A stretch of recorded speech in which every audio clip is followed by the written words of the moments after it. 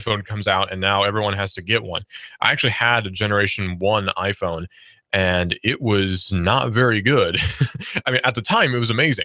But thinking of iPhones and how we think of iPhones today and looking back at the Gen 1 iPhone, it's not that good actually, because it doesn't do a whole lot. I mean, it really doesn't do a whole lot. But I mean, that's just another thing that everyone was enamored with because it had a touchscreen. But no, the topic we're getting into now is self-driving cars and algorithmic morality. Here's the thing about self-driving cars. Let's propose a theoretical situation, which of course is not original to me. Someone else has already put all the work into it. A theoretical situation where a car is hurtling along the road at, say, 60 miles per hour. Suddenly, let's pretend, suddenly a group of people appear in front of the car and to the right of the car. So the car has to swerve to the left to avoid hitting all these people. Problem is, there is a person to the left of the car, which the car cannot avoid, and there's not enough time to brake. So the car now has to be coded to kill someone or some people. What's going to happen? These are questions we have to start asking now in this 21st century we live in, because this is a real issue now. This is something that we have to start facing. With more and more autonomous applications, we don't know exactly who might die as a result of us using them. Now, that's not to say we should just stop using self-driving cars or we should never use any sort of autonomous vehicle. I'm not saying that at all. I'm all for it. But we do have to think in terms of morality in these cars, because computers don't have morals. They just don't. Computers don't care one way or the other what happens because they're computers. It's a computer, like my computer is not going to attempt to stop me from hacking into the Pentagon or whatever. That's not something that my computer is going to attempt to do. That being the case, then, my computer doesn't really have a set of morals. It has a set of rules, but rules don't necessarily mean morals. Morals are perhaps loosely defined depending on who you ask, but a computer has no sense of feeling, no sense of emotion, and so no sense of morals. There's nothing a computer will say, this is wrong, and there's nothing else that the computer will say, well, this is right and this is wrong. If you go by Wikipedia, morals are defined as, in its descriptive sense, morality refers to a personal or cultural value, codes of conduct, or social mores. It does not connote objective claims of right or wrong, but only refers to what is considered right or wrong. Descriptive ethics is the branch of philosophy which studies morality in this sense. Now, of course, we would say that biblical morals are the morals and the only morals, but again, there are people who would disagree with that. And computers, again, don't care one way or the other. A computer is probably not going to stop you from committing adultery. So computers don't have very set morals at all. Computers have no ethics. Computers only do what computers are told to do. Computers have controlled really horrible systems in the past and in the present too. I imagine there were some computers at Abu Ghraib which didn't raise a stink when tortures were being handed out. So it's just computers don't have morals. We know this. But we have to start considering perhaps putting some morals into these computers, or at least a sense of right or wrong. And that's where things start to get kind of fuzzy, because again, we're talking about self-driving cars where the option has to be made. Am I going to kill several people, or am I going to kill not nearly as many people? Again, these are questions we actually legitimately have to start asking, and it's kind of weird to think about. Another question that was proposed is, what if this car is hurtling towards a motorcycle, and let's just say the motorcycle is actually attempting to crash into the car, and the car does have an opportunity to avoid the motorcycle, but the only option is to crash into a wall. And again, this is the theoretical, but let's just say that that's the case. Problem is, in the car is a kid and a mother, and if the car swerves into a wall, there's a potentiality for the mother and child dying, or one or the other, or neither, or it doesn't know. Or plow through the motorcyclist, in which case only one individual would die. What's the option? What does the computer take? Another question that would be asked then is, what if the user has an option to decide at the start of purchase, where you buy this car and you set it to be more aggressive, or you buy this car and you set it to be more passive, or you buy the car and you set it to avoid deaths at all cost, or you set the car to potentially injure the occupants at the sake of the other people outside of the car. All these different things are actually legitimate concerns that we now have. And it's kind of frightening, actually, to consider, because these decisions are now being made by computers in our cars or in server farms somewhere in Cupertino. It's weird to think about, though, because now computers are going to be making these decisions. These are questions we have to start asking in the 21st century. Other questions we'll have to start asking for real are questions of, in the 21st century now, we have these options of augmentations to our own human bodies. Is it moral for a doctor to make an augmentation to a human body when really there's nothing wrong happening in the first place? In terms of the, say, the Hippocratic oath to do no harm, does that mean then that you would be doing harm by giving someone an augmentation which they don't actually need? Plastic surgeons give people all sorts of augmentations all the time, so you'd think that that question has already been answered, but it's still not quite as fluid as that, or not quite as strict as that, I should say. It might be a little bit more fluid than that, actually, because now we're talking about actual prosthetics, osseointegrated prosthetics that are made out of titanium and carbon fiber and Kevlar and who knows what else, military grade products that are attached to the human body. Is it morally wrong to give someone an augmentation like that if the person doesn't actually need it? Say, cut off someone's arm and give that person a prosthetic. Is that actually a moral thing? Is it an option? Is it something that a doctor can do without having his license taken away, his or her license taken away? We don't know at this point. There's not really any defined answer. There's not been a board meeting on that, as far as I know. There's not been a code of ethics set for that, as far as I know. These are all questions, though, that we actually do have to start asking because the day is swiftly approaching. Now, fortunately, as far as self-driving cars go, we don't actually really have self-driving cars which can be occupied by a human being right now. I mean, they exist, yeah, but they're not, strictly speaking, legal everywhere. In California, there's been a lot of different rules and regulations set up to ensure that it's kind of okay to ride in a self-driving car, but around the world, it's not like you could cross state lines and not touch your steering wheel ever. I don't think that actually works. Certainly, there's no provisions for that in Tennessee or Georgia or Alabama, as far as I know. There might be something on the books that I'm not aware of, but last I checked, which was about a month ago, there's not really any sort of regulation about self-driving cars. So you would probably, being the occupant of the car and the licensed driver, quote unquote, of the car, you would be held liable for not paying attention to the road or not having your hands on the non-existent steering wheel or distracted driving or what have you. You would probably be ticketed, assuming the cop actually knows what's going on, because probably the police in Chattanooga have never seen a self-driving car before. That's not a knock against them. I've never seen one either. It's just that is the way it is. And I wonder how soon that will change, if soon at all. Because we could be talking about cars with autopilot. Tesla cars already do have a sort of autopilot, which you can enable, and it works for the most part. And you can buy a Tesla and drive one here in the Chattanooga area. So the Tesla is not a foreign concept here in our area by any means. I see them on the road sometimes. So Teslas do exist here. And so you could say that cars which are slightly self-driving do exist here in our area. Granted, the South is not exactly on the forefront of emerging technologies. Usually, that's changing over time because Chattanooga is being marketed now as the Silicon Valley of the Southeast. Atlanta is now a hub for marketing. There's a lot of great things happening in our area, but we are still a little bit behind when it comes to areas like the Northeast and the far West in California, Nevada, Oregon, Washington, states like those. We're middle of the road when it comes to technological development, and that's not bad. Our internet technologies are great. We have EPB. We've got, what is it, like 15 gigabits per second, crazy amounts of speeds now coming out of EPB. And that's great, and that's cool, and we have some of the fastest internet in the world, and certainly in the country here in our area. But some technologies lag behind a little bit. We're a test market in a lot of regards, so we're not going to be on the cutting edge of everything all the time. That's not necessarily bad. That just is how it is. But a Tesla plant opening up in our area would be kind of cool. I think there actually is one in Knoxville, and there's probably one around the Atlanta area. Atlanta's like always the hub for everything. If there's something new that's going to be coming to the Southeast, it's either going to be Knoxville or Atlanta. That's just how it is. They test out a new TV technology. It's probably going to be here.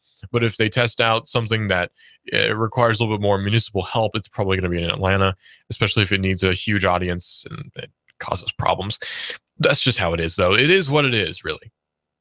But again, the idea of self-driving cars and the ideas of moralities in automated systems are kind of odd. What if you had a RoboCop, a literal RoboCop that had no human brain? There's not, Murphy's not in there. He's not been shot up. There's no human within RoboCop in this case. Let's assume that you use one of those for security, which Microsoft actually has tried out on its campus in California. If this RoboCop tases someone, is that okay? Is that wrong? Who's liable if it's wrong? What's happening here?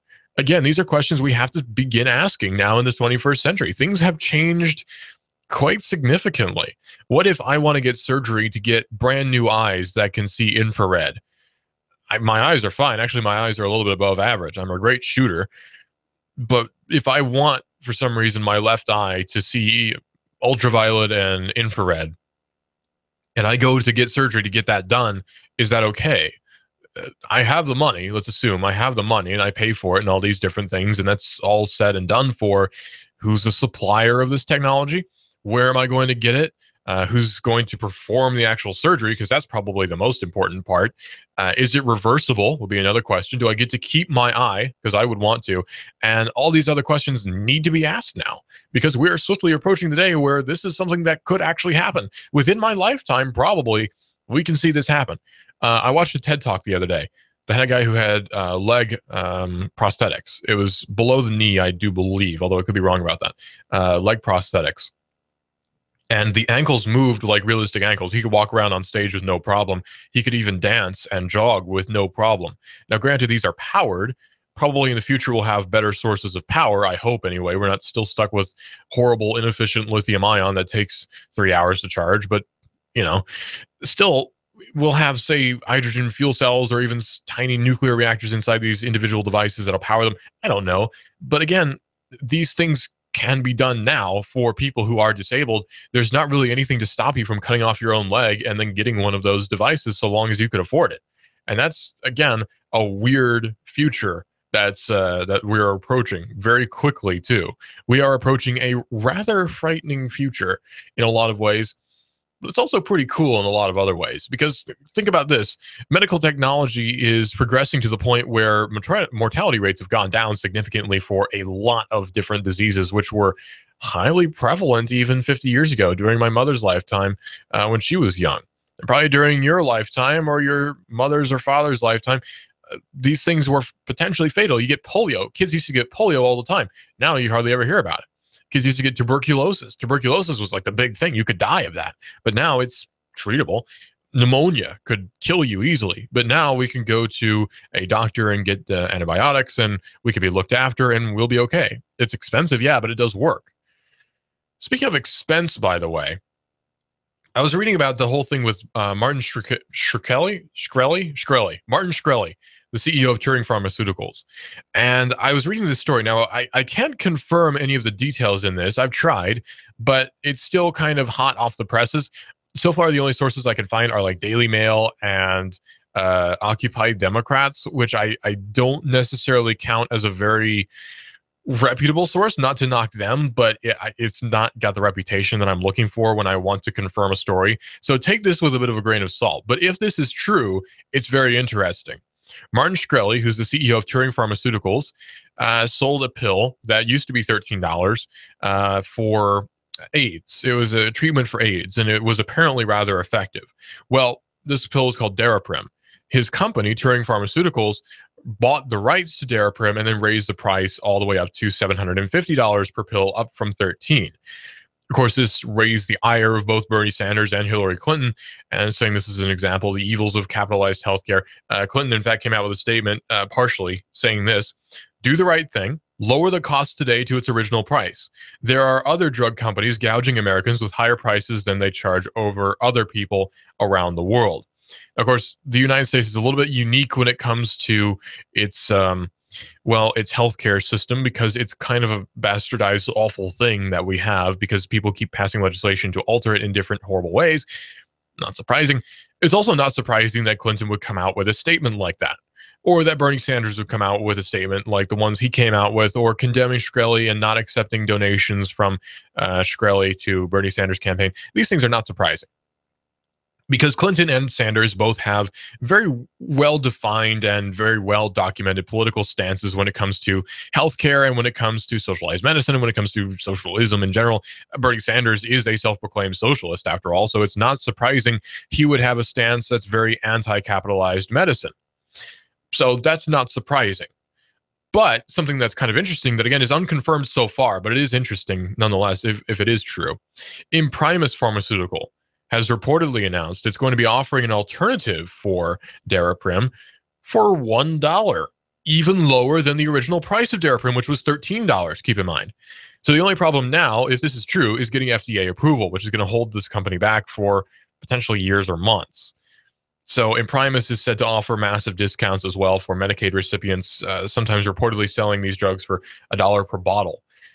So capitalism, is it really that bad, actually, when you take this into consideration? If this is true, this means that competition wins the day yet again.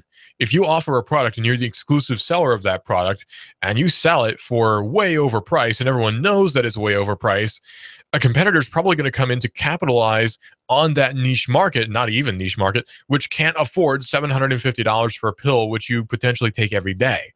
$750 a day is, in case you couldn't tell, rather expensive, to say the least. Let's see. Let's do the calculation, actually. It's 750 times, let's say 7, which is $5,250 for a week of pills, assuming you take one every day of Daraprim. Now, that is very expensive. I don't even get paid $5,250 a week. I wish I did, but not a whole lot of people do. I think that might actually put me in the top maybe 10% or so. That's a lot of money. That's a lot of money, $5,250 a week. Okay, but what about times, say, 365, right? Like, how much is that for a whole year? Let's see. $273,750 for a whole year of these pills, assuming that you take them every day. Now, again, we don't know. But if it's $1 per pill, that's about $365, give or take some taxes, for a whole year of treatment, as opposed to $273,750. Not bad if the story is true. And I hope it is, because I don't want to see people who need treatment for AIDS going without these medications. These things need to happen. People need to get medications for diseases which they have. And unfortunately, there is such a thing as competition, and there is such a thing as generics. The problem is the patenting system is kind of messed up in this country, and the government is a little bit facilitating the monopolization of medicine in more ways than possibly people even think about, but maybe that's a topic for a whole nother day. This is Digital Drive here on Hot News Talk Radio, AM 1240 and hotnewstalkradio.com. Clutch with Keon Rose is coming up at 1, so be sure to listen to him right here, Hot News Talk Radio and hotnewstalkradio.com. Also check us out on Twitter, Hot News Talk Radio. This is a mob mode. This is the mob mode. What kind of fool do you think I am? Just think I know nothing of You give us 12 minutes and 40 seconds, we'll give you Chattanooga and the world. News Talk 1240. Sky Aerial Services uses advanced drone technology to give you a better perspective and depth of your property and project. We offer aerial photography and video for your business, farm, home, or advertising campaigns, as well as editing services to complete the experience. Call us at 423-521-0284 and see how we can help you tell your story about your business, property, or project. We work with real estate professionals, both commercial and residential, developers, engineer inspectors, surveyors, ad agencies, auto and boat dealers, mapping services, insurance inspectors, corporate marketing, charity events, weddings, and photographers. Our consultation is free. Call 423-521-0284. That's 423-521-0284, or visit our website, skyaerialservices.com. Sky Aerial Services. The sky is our limit. Here you are, working to keep your customers happy and to manage your cash flow. IRS problems are the last thing you need, but here they are, flapping about you like vultures. Get help from Eric Pelton and his team of accountants at E.J. Pelton Company. Audits, letters, proposed return changes, 1099s, penalty threats. Pelton Tax Resolution Services brings peace of mind and helps you keep more of what you've earned. EJPelton.com. Offices on Brainerd Road and in Saudi Daisy, just north of the Bilo. That's E.J. Pelton. Call 622-3156. Think ahead, 622-3156. We've got a table here at Delia's in Saudi Daisy, ready to delight in a plate of authentic Mexican food. Delia's spreads a rich selection: loaded nachos, crazy chicken, homemade tamales, maybe the enchiladas with beef, chicken, pork, quesadillas. Every dish beautifully pictured on the menu to help us decide. Join us for lunch or dinner. We're at Delia's in Saudi Daisy on Dayton Pike near the Thrasher Light. Here's dinner. Delia's uses the freshest ingredients, cooked to perfection. Nachos, homemade. Delia's open every day except the Lord's Day. For lunch and dinner, treat yourself to Delia's genuine Mexican food. In Saudi, call 521-7145. That's 521-7145. Hi, I'm Rebecca Costa, host of the Costa Report, every Sunday at 9 a.m. Did you know that a quarter of the world's population will experience mental illness? My guest this week is former Congressman Patrick Kennedy, who says the United Nations must make mental illness a priority. Find out why this Sunday at 9 a.m. on the Costa Report, right here on AM 1240, Hot News Talk Radio. This is America Now with Meghan McCain. Al Gore running is crazy. You're flying around in your private jet all over the world, and you want average Americans to care about the environment. Don't you think you should be doing your part as well? Meghan McCain, weekdays at 7 p.m. You give us 12 minutes and 40 seconds, we'll give you Chattanooga and the world. News Talk 1240. Hi, I'm David Tulis, inviting you to make the move with me 9 to 11 a.m. weekdays here at AM 1240 Hot News Talk Radio. The David Tulis Show, featuring Nooganomics.com for Chattanooga and beyond. 9 to 11 a.m. weekdays. Hot News Talk 1240. Fox News Radio. I'm Lillian Wu. According to the latest Iowa Quinnipiac poll, Ben Carson is topping the GOP field, followed by Donald Trump. Senators Marco Rubio and Ted Cruz at 13% and 10%. Rand Paul has 6%, while former frontrunner Jeb Bush has 5%, along with Carly Fiorina. Fox's Lauren Blanchard in Des Moines, Iowa. Fox News confirms that the Bush campaign is making large cuts, including removing staff. Meanwhile, Democrat Lincoln Chafee is ending his bid for the White House. Monster Hurricane Patricia going down in the record books as it bears down on Mexico's Pacific coast. Expected to be the most deadly hurricane to come out of the Pacific Ocean ever. We're talking about a potentially catastrophic landfall event in southwestern Mexico later today. Forecaster Dave Roberts at the National Hurricane Center. Winds are at 200 miles an hour. Fox Radio's Evan Brown. Fox News. We report. You decide.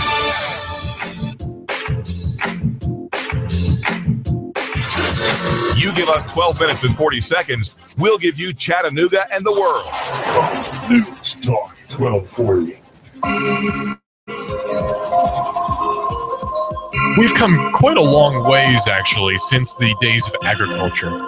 If you look at tools which we had before the Industrial Revolution and compare them to tools which we used much earlier than that, the function remains basically the same. It's for survival. Every tool, nearly every tool anyway, was for survival. And then at the upper crust of society, you had tools which were used for pleasure, tools which were used for leisure. And that was it. That's pretty much what you had. Everything else could be found naturally on the planet somewhere.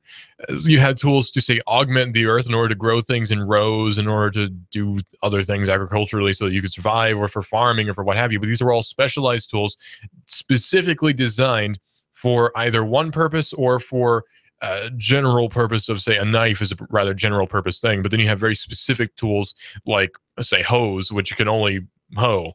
Hoes are going to hoe, after all. So that's just how it was. But then we started to think, wait a minute, you know, we've discovered new technologies and we've discovered ways to use these new technologies. And now everyone has access to these new technologies. And now everyone potentially is basically equal when it comes to abilities of accessing information today in the 21st century. Industrial Revolution changed a lot. The idea of consumer electronics changed a lot. Think about, even in the 1950s, computers were business machines. Computers were meant for just business. There was no other need. I mean, who are you going to communicate with? Universities? That's what you would do if you connected to ARPANET. You would communicate with universities and the Pentagon. And that would be it. Very boring stuff. But nowadays, everyone has access to the internet. Everyone can communicate on the internet. And everyone probably owns a consumer electronic device. Even your grandmother probably owned a pager at some point, right? I mean, there's consumer electronics everywhere. Televisions, I would say, are consumer electronics. Almost everyone has a smartphone. In fact, there are now more smartphones on Earth than there are people. That's kind of nuts, but not in a bad way. It just is what it is. Again, a creation of a tool is not really a bad thing. It just is. An object is not really a bad thing. It simply is. Usage is what makes something bad or good. And that's, again, on the person, not the object that's being used. Nuclear power, as an example, the nuclear physics can be used for creating energy for thousands, millions, billions of people. Great stuff. Or it can be used to create a bomb, which would bomb the Japanese or the Russians or the Americans, if you're the Russians, or anyone else, really. The North Koreans is something we looked at. Actually, people seriously wanted to nuke North Korea, by the way, and China. And actually, immediately after World War I, there was a plan. I think it was I believe it's called Operation Unthinkable, to bomb Berlin. There's also a plan to bomb Moscow. Now, that's a little bit of a stretch, considering that there are a lot of innocent people who live in Moscow, just as there are a lot of innocent people who lived in Hiroshima and Nagasaki. But anyway, we'll diverge from that topic. No, technology is something that everyone now has access to, and that's kind of a great thing because it puts everyone on equal footing technologically. Pretty much everyone has a car. Pretty much anyone can afford to buy a car, at least after a little bit of scrimping and saving. You can find a car on eBay for, or not eBay, but Craigslist for $500 to $1,000 for a decently okay car, which you could drive potentially every day. So these things are not outside the bounds of the consumer buying them. After all, it's in the best interests of companies to make sure things are affordable for everyone. Otherwise, the companies are not going to make a whole lot of money. Now, there are exceptions, like things which are sold for specific markets, right? Like, I see a lot of really, really stupid audiophile things, which are just dumb. I mean, audiophile is in like someone who's really into audio P-H-I-L-E, audiophile, kind of like the other files, like I guess, like an Anglophile or other kinds of files that you know about. Yeah, audiophiles anyway are people who are very much into audio, and I see things being sold to audiophiles that are really, really dumb. I mean, really dumb, like gold-plated cables, for an example. It makes no difference. There's a tip from me to you. It makes no difference. It doesn't matter. An RCA cable from Radio Shack is probably functionally exactly the same as a gold-plated RCA cable, because you know why? The standards are the same. It's the same standard. We've been using the same standards for 60-something years. It doesn't matter. Gold-plated, copper-plated, I don't care. It's going to work just fine. There's no problem. It conducts electricity, right? Yes. Okay, it's fine. Wow, easy as that. I see audiophile Ethernet cables for audio communications, for heaven's sake. You know how ridiculous that is? Digital communications are exactly the same. It either is or it isn't. Now, analog is a little bit different, but if we're talking about digital communications, it doesn't matter. You can have the worst possible cable ever. As long as it works exactly as well as another cable that's not, you know, nearly as cheap in quality. It doesn't matter, because digital is either on or off. It's not maybe, it's either on or off. So there is a market for people who are not particularly tech savvy, who also have a lot of money to blow. So trust fund kids, older people who got a lot of money in the 70s or 80s, that sort of crowd. And that's okay, because there's a market for it. It's going to be sold. There's a market for people who don't actually know a whole lot about consumer electronics, but also want to spend a lot of money on consumer electronics. The market's there. Why not sell to it? And that's fine, because people will buy it. It's not like you're duping people. The information is readily available. It just is what it is. But I see a lot of stupid stuff. I mean, a lot. So my tip from me to you is, if you buy an HDMI cable at Walmart for $5, it's exactly the same functionally as an HDMI cable that's gold-plated that you buy from Best Buy that's the same length for $13. It's the same thing. There's no difference except for maybe build quality, which doesn't really matter if you're just going to plug it in once and never touch it again. It just works. As long as it just works, it works as well as the very expensive ones. You say, oh, well, there's a reduction in noise, as you can see. It's digital. There's no noise. There's no noise. It's digital. There's no noise. I feel like a crazy person because I run through the streets chanting, it's digital. There's no noise. It really doesn't matter, though. You see a lot of people who are like, oh, this is a high-quality HDMI cable. It's silver-plated, and it's got a braided cable. It doesn't matter. It's exactly the same. There's no interference. There's no interference. It just is what it is. Seriously, I get really steamed when I see stuff that's sold for crazy amounts of money that is way more expensive than it needs to be and is functionally exactly the same as something you can get for $3 on eBay. I hate stuff like that. But anyway, so consumer electronics are readily available for basically everyone. Problem is, there's not really any sort of governmental say in that, and governments, of course, need monopoly. So, in the US, drones will now soon need distinctive markings, just like aircraft tail numbers, according to Ars Technica. In a new regulatory filing, you know how much I love regulatory filings, the Department of Transportation has suggested, now, again, keep in mind, this is a suggestion,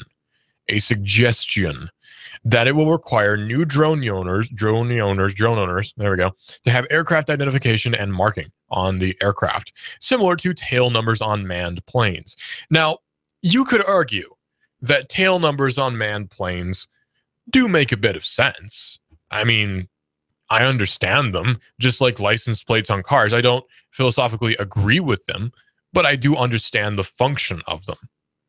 We can make a whole long argument about how no one needs to have license plates or driver's licenses or any sort of documentation. You are human and you are equal. But that's a whole nother topic for a whole nother day. When we're talking about airplanes, again, I understand because airplanes are rather dangerous, I suppose. But again, airplane crashes are much less prevalent actually than car crashes. And so statistically, airplanes are way safer than cars. I mean, seriously, way safer than cars. It's like I've heard before. Trying to win the lottery is like trying to commit suicide by flying on a commercial airliner and just sitting there. It's not going to work too well because commercial airliners are extremely safe, and so are private aircraft. You could get into commercial or experimental, and that's kind of a problem, but overall, aircraft are actually very safe, and drones can't really do a whole lot of harm because they're kind of small. If we're talking about the Phantom 3s, which we're all used to, or the toys or whatever, they're kind of safe, actually. So earlier this week, the DOT announced the creation of its new National Registry of Drones. The document, which was published in the Federal Register on Wednesday, cites the rapid increase in the numbers of airborne drones spotted by pilots, apparently double the rate in 2015 compared to 2014. So here's a portion of the statement which the DOT has come out with. That's the Department of Transportation. As evidenced by the recent reports of unsafe unmanned aerial systems operations, the lack of awareness of operators regarding what must be done to operate UAS safely in the NAS, that's National Airspace, and the lack of identification of UAS and their operators pose significant challenges in ensuring accountability for responsible use. Without increased awareness and knowledge of the statutory and regulatory requirements for safe operation, the risk of unsafe UAS operations will only rise. Aircraft identification and marking will assist the department in identifying owners of UAS which are operated in an unsafe manner. So we may continue to educate these owners and, when appropriate, take enforcement action. So this is, again, creating a registry simply for the purpose of fining people, because you can't really be arrested for an FAA violation because the FAA doesn't actually have arresting powers. FAA can only fine you. And that's if you're operating under pilot's license. Although I will say, creating this registry and then signing up for this registry voluntarily puts you under the influence of the FAA, because you have to sign an agreement to be under the influence of an entity, generally speaking anyway, not counting, say, sheriff's offices or anything like that. But if we're talking about a regulatory agency, you have to sign some sort of contract that says, I agree to be under the jurisdiction of this particular entity. So if you are, say, a commercial drone operator, right now in the US, you already have a drone operator's license for commercial usage, making you under the jurisdiction of the FAA. Sorry, guys. The purpose of this registry is to put everyone who's a drone owner under this umbrella of the FAA or the Department of Transportation, either one. I'm not sure which is going to be handling it. I would expect FAA. This is to put you under the umbrella of this agency so that it may fine you should you violate the terms of service which you agreed to. See, that's how it works. Otherwise, the FAA has no criminal prosecution powers whatsoever. Now, you could say that if you fly a drone into someone and hurt that someone, you have committed a crime because now you've caused bodily harm to an individual. That can be settled either through civil suit or criminal case with, say, battery or assault or whichever they choose to charge you with. That is actually a crime, and we can understand that. But if we're talking about, say, you flew above 400 feet and no one was harmed, who cares? I mean, really, you flew above 400 feet and nobody was harmed. What's the difference? Who cares? It doesn't actually matter because no one was harmed. There's been no damage. See, crimes are based upon damages. If there is no damage, then it doesn't actually matter, right? There's no discernible damage, visible, physical, mental. No damage has been done. So who should care? The answer is nobody, but unfortunately the answer is also government. Nobody should care, but government does care because there's money to be made here. The department, again, it's creating a market. Essentially, the government is a huge marketer.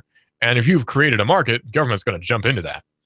The department outlined a number of questions that its new drone task force will have to evaluate, such as when such drone registration should occur, at the point of sale or prior to operation, what happens when a drone is resold, what type of information about the drone's owner should be collected. The document does not explore if the drones that have already been sold will have to be retroactively registered. So buy your drone now in case the registration happens at point of sale. Because if it does, you already now own a drone which has not been registered, and that's pretty cool. The task force is set to provide answers to these questions and other recommendations by November the 20th. So keep mum about it, because if you buy a drone and you don't want it to be registered, keep mum about it, because you might own it now, and you might forget to tell anyone that you own a drone that is not registered, if you get my drift here. Because again, you're not committing a crime in terms of morality or in terms of damages by flying a drone without license, so long as you harm no one. It's kind of like, let's say theoretically, you own a machine gun that is not registered. Now again, that's highly against, say, regulation, but I wouldn't call it a crime per se. You own this particular thing, and you have no intention of ever hurting anyone with it. In fact, you've never hurt anyone with it, and suddenly it's discovered that you own this somehow. Say you fire it in your backyard, and again, hurt no one. There's no one around, but someone was hunting deer in woods nearby and happened to hear it and reported it to the authorities that he heard machine gun fire. The authorities show up and arrest you for owning a gun which is not registered under the NFA, National Firearms Act. Well, that's kind of a problem for you, but has a crime been committed? Have you damaged anyone? Not really, no. So what is the crime exactly? It doesn't exist. It's just regulatory. It's only statutory. There's no crime that's being committed. It's simply that there's someone who says that this shouldn't happen, and thus you're going to be fined for it huge amounts of money. Now, I don't think you can be thrown in jail. This is under BATFE, Bureau of Alcohol, Tobacco, Firearms, and Explosives. All my favorite things, by the way. The BATFE's jurisdiction. I don't think you'd be thrown in jail. You'd probably be fined, although there's potentiality that you could be thrown in jail depending on the state. Most likely, though, you'd be fined a huge amount of money. And of course, your gun would be seized.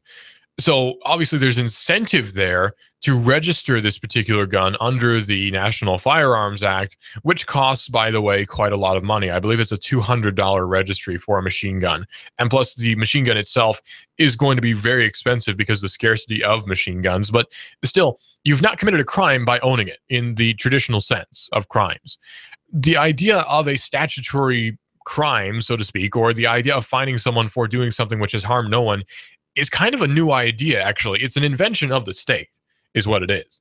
I mean, it really is. It's an invention of the state. This is a brand new concept, finding someone for having done nothing wrong in terms of harming someone. It's brand new. It's an odd idea, too. It's really kind of strange that this would happen because, no harm has been done. There might be potentiality for harm, but no actual harm has been done.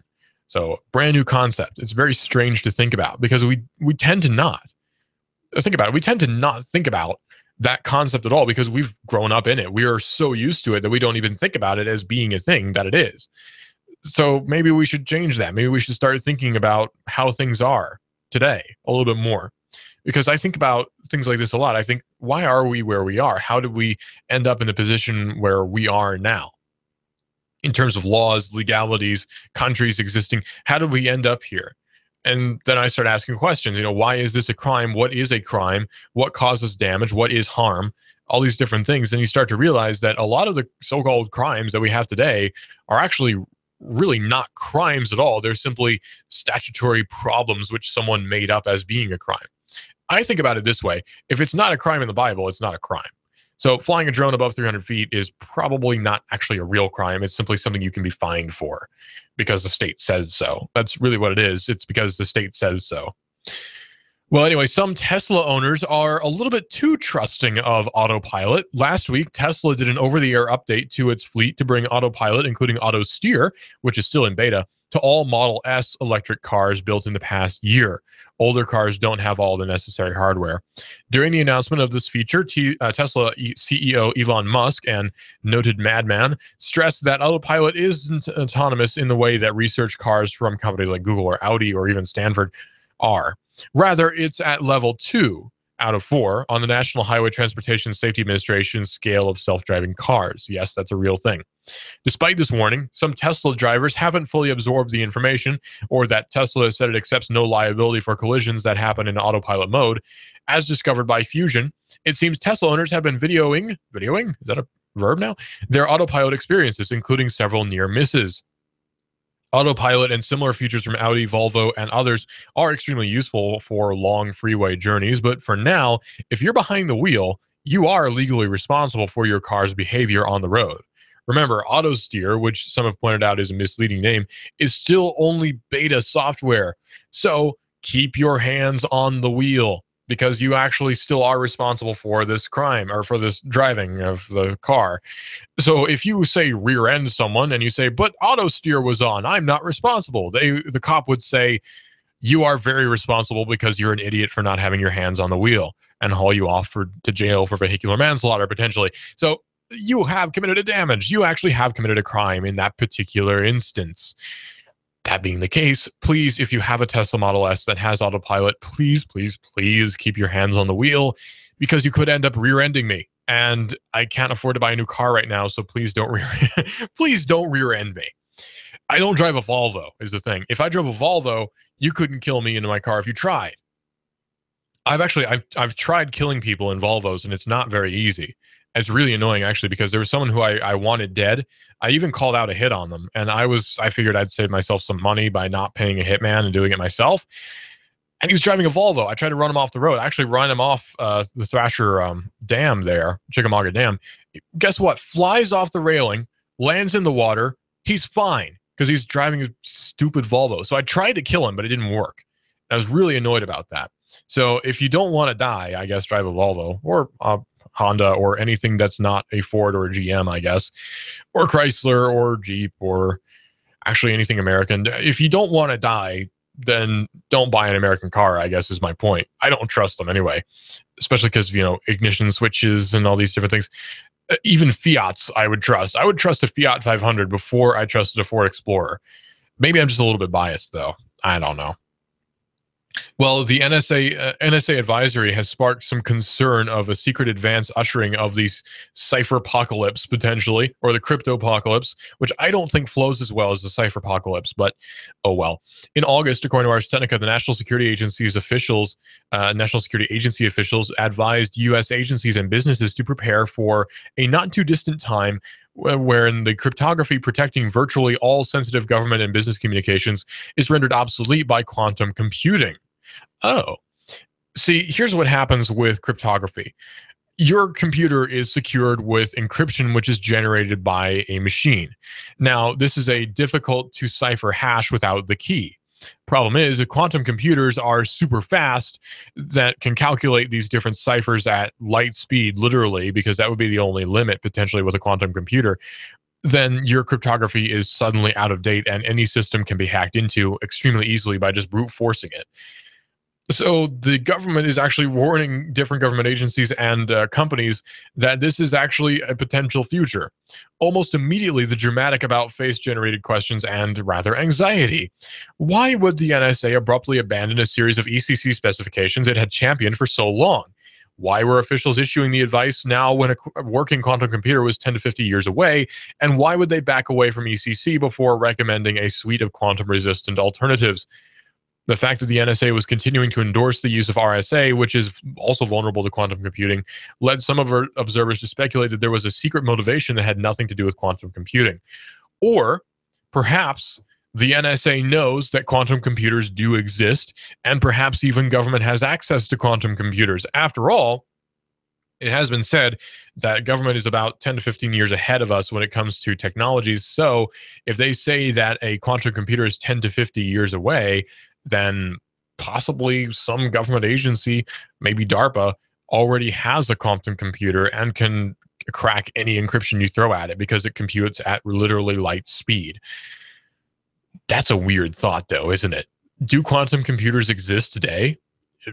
Potentially, possibly, actually. There's no saying that they don't because you can't prove a negative, but wow, that's a weird future that we live in, or are going to live in, I guess. This is Digital Drive here on Hot News Talk Radio AM 1240. Clutch with Keon Rose is coming up next, where he does not talk about quantum computers, but he does talk about sports, which is equally complicated and confusing. And his show is Clutch with Keon Rose coming up next here on Hot News Talk Radio AM 1240. He's on from 1 to 2. Following him is Laura Ingraham and Sean Hannity. And then after that is my show again, Hot News Live at 5, where we talk about the news and I give you all the different news updates. After me, of course, is Cowboy with Tex, where he jingle jangles in with his spurs of jingle jangling from 6 to 7 to talk about the day's events. After that is American Now with Megan McCain, Ground Zero, and Coast to Coast AM from 1 to 6 to keep you up at night. Coast to Coast was actually the show that got me into broadcasting in the first place. So I owe a lot, actually, to Coast AM with George Noory, all right here on Hot News Talk Radio. This is a mob mode. This is the mob mode. What kind of fool do you think I am? You think I know nothing about You give us 12 minutes and 40 seconds, we'll give you Chattanooga and the world. Fox News Talk 1240.